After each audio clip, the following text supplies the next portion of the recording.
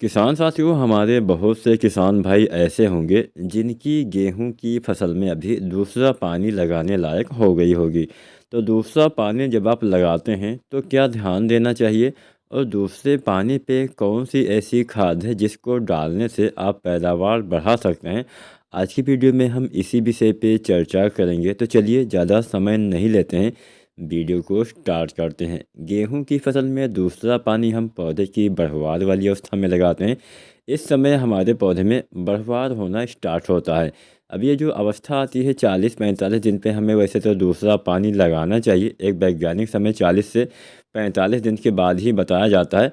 लेकिन यहाँ पे ये वैज्ञानिक समय मायने तब नहीं रखता है जब आपकी मिट्टी जो है हल्की मिट्टी हो, बहुत भारी मिट्टी हो। कई बार क्या होता है कि ये जो नमी की कमी है पहले भी हो जाती है, और कई बार नमी हमारे खेत में बनी रहती है।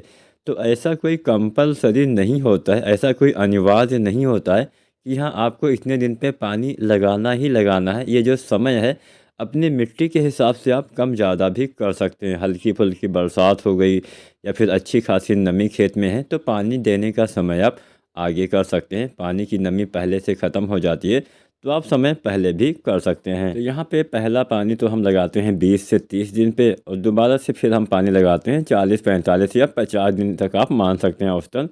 तो इस अवस्था में हमें कुछ खादों का प्रयोग भी गेहूं में करना होता है, और गेहूं में जितनी भी खाद हमें डालनी होती हैं वो हमें मतलब 50-60 दिन तक हमें डाल देनी होती है। उसके बाद डालने से कोई ज़्यादा लाभ हमें नहीं मिलता है। तो यहाँ पे गेहूं में दूसरे पानी पे सबसे पहली चीज़ तो आपको इस्तेमाल करना है नाइट्रोजन का। अब नाइट्रोजन के लिए हम यूरिया खाद डालते हैं।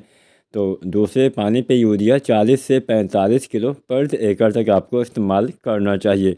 इसका इस्तेमाल करेंगे तो पौधे की अच्छी बढ़वार, हरियाली, अच्छी ग्रोथ होगी। इसके बाद बालियाँ निकलने का समय भी आने लगेगा। मतलब बालियाँ बाहर तने के अंदर बनना पहले चालू होती हैं, उसके बाद बाहर निकलती हैं। वो तो खैर बाद की बात हो गई।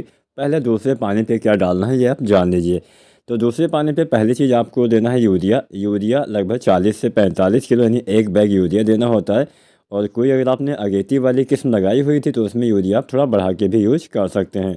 तो पहला चीज़ यूरिया डालना है। दूसरा चीज़ आपको डालना है पोटास। अब यहाँ पे ऐसे हमारे बहुत सारे, या फिर मान के चलो मैं 50% तो ऐसे किसान साथी होंगे ही जिन्होंने पोटास का इस्तेमाल ना तो बुआई के समय किया है ना पहले पानी पे वो दे पाए हैं।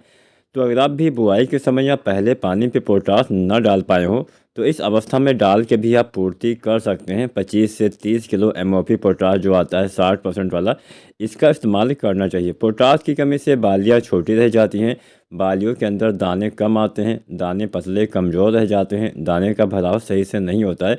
पोटास आपके पौधे में बीमारियों से लड़ने की क्षमता प्रदान करता है। फूल फल खिलाने में, दाने के भराव में पोटास बहुत अहम काम करता है। तो पोटास अगर आपने अभी तक ना डाला हो तो एमओपी पोटास 60% वाला 25 किलो या 30 किलो आप इस्तेमाल करेंगे तो भी कुछ ना कुछ लाभ आपके पौधे को मिल जाएगा। ये तो पोटास की बात होगी। अगर आपने अभी तक जिंक का इस्तेमाल नहीं किया है तो जिंक की पूर्ति भी आपको कर देनी चाहिए, लेकिन मिट्टी में आपको नहीं डालना है। जिंक की पूर्ति कैसे करनी है, इसका आपको स्प्रे करना है, फोलियर स्प्रे यानी छिड़काव जैसे पत्तियों के ऊपर आपको जिंक का इस्तेमाल करना है। तो यहाँ पे एक बहुत ही अच्छा फार्मूला मैं आपको बता देता हूँ, इसका इस्तेमाल आप कर सकते हैं। तो इस फार्मूले में पहली चीज़ आपको लेना है जिंक सल्फेट 33% वाला। लगभग आपको इस्तेमाल करना है 700 ग्राम, या फिर आप 12% वाला 120 ग्राम, या फिर आप 21% वाला जिंक ले सकते हैं लगभग 1 किलो। मतलब तीनों में से कोई भी एक जिंक लेना है। इसके साथ आपको लेना है यूरिया 1 किलो के आसपास। इसके साथ आपको लेना है मैग्नीशियम सल्फेट, अच्छा काम करता है, इसका इस्तेमाल आप चाहें तो कर सकते हैं। तो मैग्नीशियम सल्फेट जो आता है लगभग 1 किलो मात्रा आपको लेना है। तो ये तीन चीज़ें, मतलब जिंक हो गया, यूरिया हो गया और मैग्नीशियम सल्फेट, ये तीन चीज़ें आपको इस्तेमाल कर देना है। इससे भी जिंक की पूर्ति हो जाएगी, आपके पौधे में चमक, हरियाली, अच्छी ग्रोथ आपको दिखाई देगी। तो इसका इस्तेमाल आप वैसे तो पहले पानी पे करना बेहतर रहता है। जो किसान साथी अभी पहला पानी लगाने वाले हैं वो इसी समय इसका इस्तेमाल कर दीजिए। साथ में फेरस सल्फेट भी मिला सकते हैं। फेरस सल्फेट जो आता है लगभग आधा किलो के आसपास, और मैग्नीज सल्फेट जो आता है लगभग 250 ग्राम, ये पहले पानी पे आपको डालना है। दूसरे पानी पे केवल तीन चीज़ें ही आप डालिए। पहला चीज़ आप डाल लीजिए जिंक, दूसरा चीज़ आप डाल लीजिए यूरिया, तीसरा चीज़ मैग्नीशियम सल्फेट 1 किलो आप डाल देंगे तो अच्छा लाभ मिलेगा। अच्छे कल्ले, अच्छा हरियाली, अच्छा फुटाव आपको देखने को मिलेगा।